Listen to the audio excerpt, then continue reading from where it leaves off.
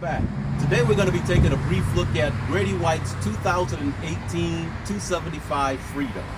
We'll start up here in the bow area. First, by looking at stainless steel through-hull anchor, windlass with controls up front or at the helm. Here you'll see there's ample seating for either relaxing or fishing. Stainless steel handles on both sides with stainless steel cup holders. As we walk inside of through the window of the boat, you'll see that we have painted frames, hard top fiberglass, comes with the isinglass, 4 lights in your top, speakers.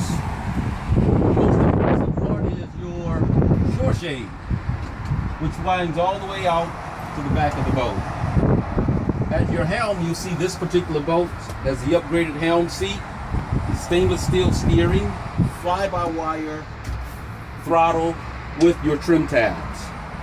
This particular Grady is outfitted with 200 horsepower Yamahas, which give you a top speed of about 50 miles an hour, best cruising speed around 30 miles an hour, a little over 2 miles per gallon.